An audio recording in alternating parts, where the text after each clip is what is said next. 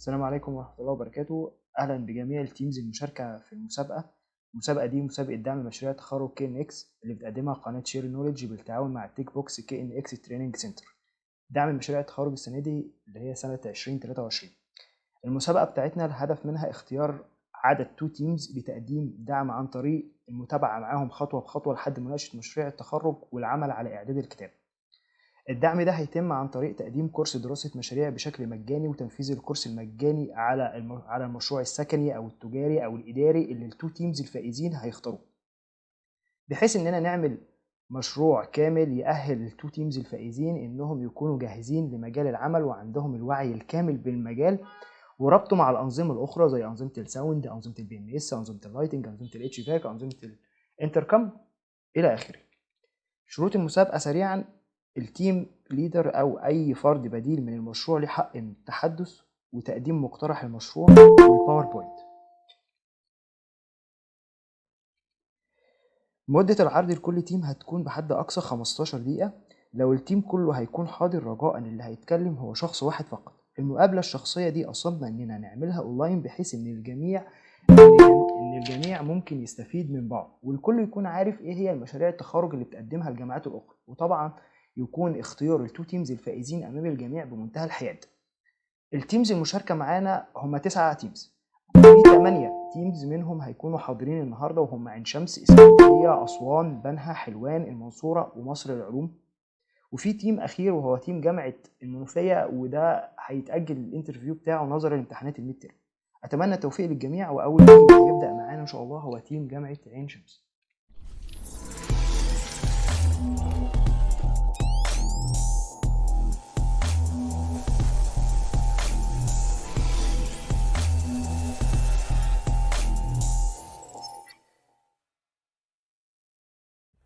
خلاص تمام ماشي. التيم اللي بعد كده تيم جامعة المنصورة. السلام عليكم عليكم السلام. باشمهندس أحمد. ازيك يا هندسة؟ تمام بخير الحمد لله. أنا شامل بلتاجي من جامعة المنصورة. لو انت عايز تعمل شير سكرين اتفضل. حاضر لحظة واحدة. اوكي خد وقتك.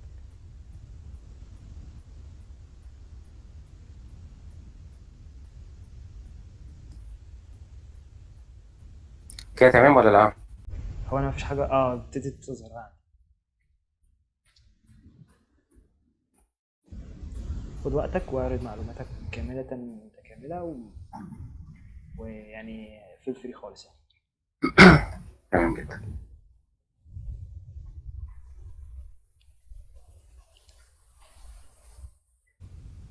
أنا شامل بلتاجي من جامعة المنصورة. إحنا تيم من 10 أشخاص. المشروع بتاعنا إحنا عاوزين نعمل إحنا كنا في البداية عاوزين نعمل مشروع بداية وديستريبيوشن اللي إحنا كنا عاوزين ناخد. أنا أول حاجة بس حابب أشكر زمايلي كلهم من كل الجامعات، حقيقي شرحهم كان كويس جدا، وانا عن نفسي استفدت كتير جدا من كلامهم. فشكرا جدا لكل الناس اللي لحد دلوقتي.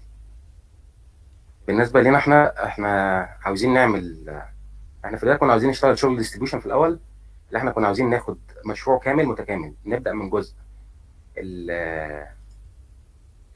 نبدا من جزء الشوب دروينج نفسه لحد ما نبدا تصميم الاضاءات. ونبدا بالتدريج لحد ما نعمل سيستم متكامل. بس حصل عندنا مشكله في الكليه، ان لغوا عندنا مشاريع ديستريبيوشن السنه دي.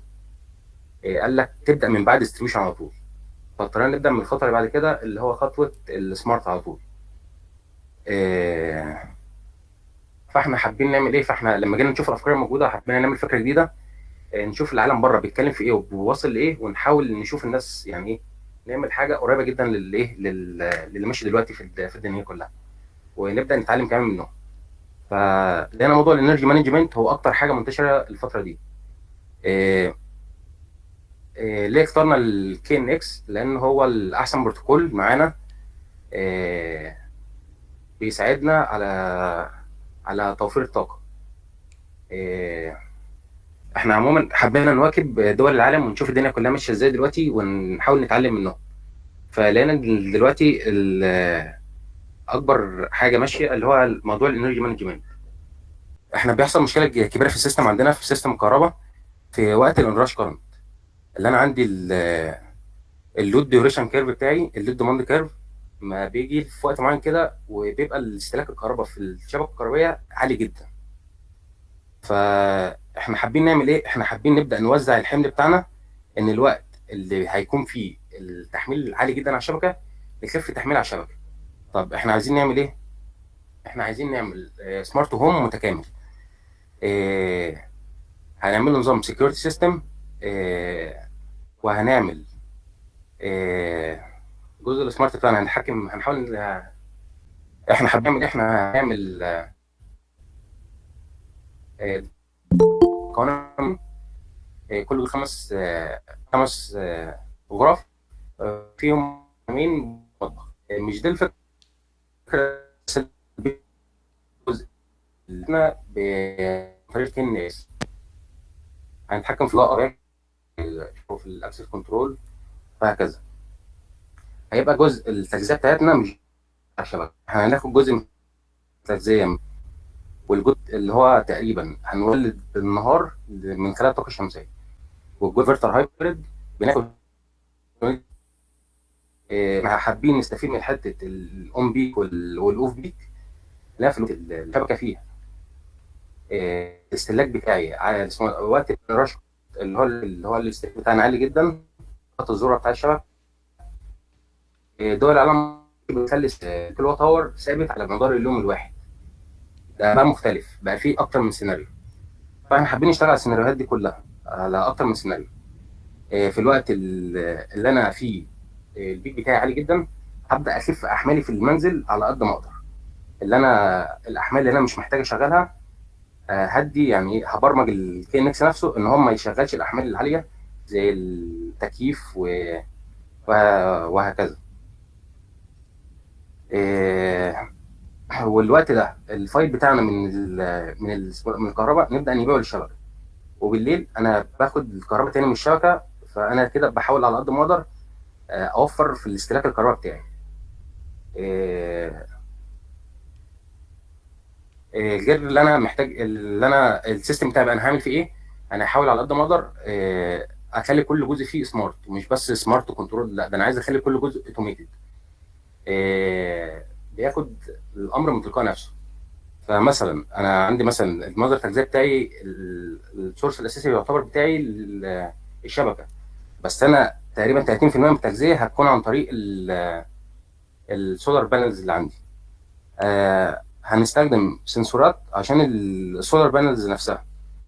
لو جه عليها مثلا تراب بعد فتره معينه، السولار بانل بتبدا كفاءتها تقل جدا، فممكن نستخدم زي داست سنسور اللي احنا نعرف لو في تراب او حاجه، فنبدا نخف نبدا نعمل للبانلز صيانه وننضفها. غير ان احنا نستخدم سنسور تاني زي لاكس سنسور مثلا، نبدا نتحكم في البانلز نفسها ان احنا نطلع الماكسيمم بوينت تراكنج للبانلز. وعايزين نتحكم في الاضاءه ونتحكم في التكييف ونعمل سيستم متكامل. وشكرا جدا لحضرتك. بالمناسبه في جيت واي كده برضه بتتربط مع تي في سيستم بالكينكس، بيبقى ليها مجموعه كده من البارامترز. انا مش متذكر اسم البراند، بس انا دي حاجه كنت من ضمن الحاجات اللي انا كنت حاطها عندي في الليست، بحيث ان انا اعمل عنها فيديو في الفتره الجايه. فيعني كانت فكره كويسه بصراحه اللي حضرتك بتتكلم عليها. وبرضه انت ممكن ابقى ابعت لك الداتا شيت بتاعه الجيت واي دي، برضه ممكن تطلع عليها، وممكن تخش تشوف البارامترز بتاعتها على الاي تي اس يعني، وممكن تشوف انت ايه الحاجات اللي انت ممكن تعمل لها لينكينج وتستفيد بيها يعني.